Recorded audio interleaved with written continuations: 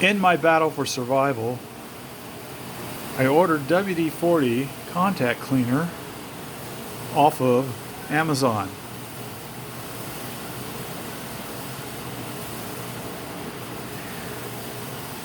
But this is what really happened. I had to order this tester because this tester died. Couldn't fix it. It's been down for 5 years. Couldn't figure out what was wrong with it. Thought I had a bad circuit board. So I bought one of these for my work. It didn't work. So I thought, instead of taking it back, maybe I'll be able to figure out what's wrong with it down the road. I did. Then I bought this one in its place. It's a little older, but it still had some working qualities at first, and then it died.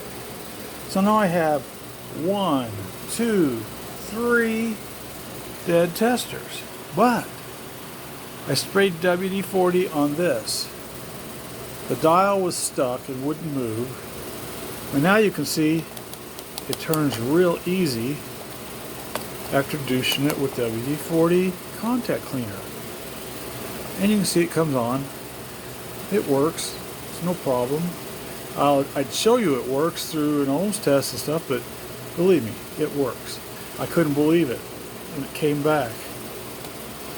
So I thought, well, this one had Pepsi-Cola or Coca-Cola spilled on the dial, and it wouldn't turn at all.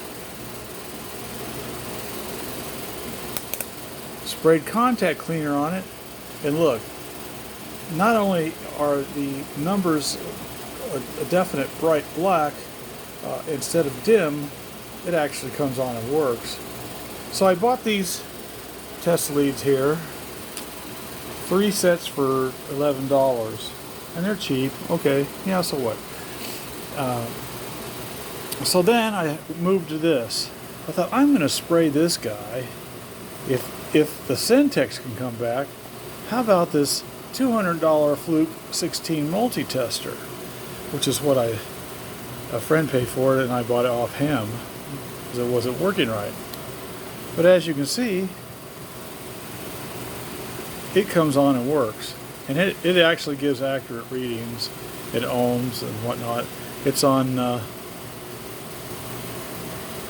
AC, and this is DC. You push select and you get DC. But it still didn't work. It gave me 4 zeros when I tested for ohms, or O.L. So I tested the leads for continuity, and the red lead that was originally in here apparently didn't connect to the circuit. So that means the tester wasn't working again. So I bought new leads, put them in here, and now I get ohms, volts, whatever I can get out of this thing, temperature, max minimum range, but it's back to working. Okay, this made me jump up and down with joy because it's been 4 or 5 years since this puppy was working. I thought I'd actually failed when I cleaned the board and nothing happened, but then after testing the hot lead, I found it had a short in it. So I bought this one right after this one failed, and these didn't work. So I got another Fluke tester for $45 off of Amazon, but this one still works. It turns itself off.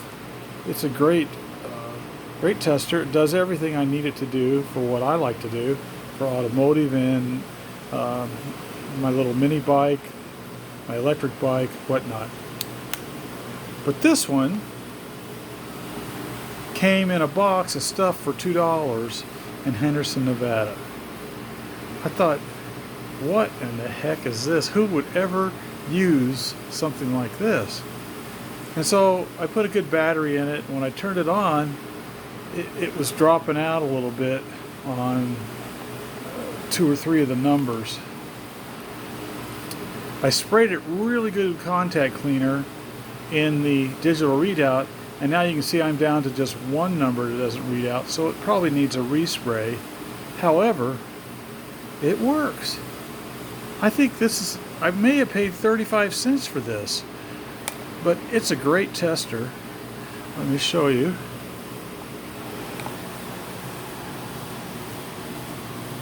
And there's the ohms readout.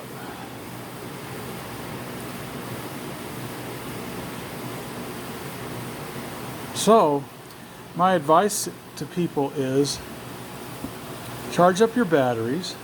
If you have fuses, replace your fuses. None of these had fuses. If you can buy a 35-cent multi-tester and clean it with $7 worth of contact cleaner, and I still have some left, then you can have another multi-tester plus the Chinese multi-testers. Fix your old multi-tester, and unfortunately I paid $45 for that, and it still works. So this one probably is a little better because it turns itself off. The battery doesn't have to be charged as much. But if you just remember to turn your stuff off, the batteries will last a long, long time. So what do I do when the batteries die? I pull them out, I hook them up to my DC power meter, and I set it at 10.18, let them charge up, then I take it off, then I set it up to 10.18 or 7.2, recharge it. I did this 3 times on each battery, and they stay up even though the battery was down to like 6.92, 7.42 on another one. Didn't have enough juice to run these. But now I got all these power meters, right? I can charge the battery whenever I want, whenever it goes dead. And I don't have to pay what? It's like $12 for a 3-pack of Duracells now for 9 volts. So here's some advice for you. Get the contact cleaner, charge your batteries, test your leads, and see if you can't bring your multimeters back if they are failing. This really works. Hope this video helps someone. Thank you for listening.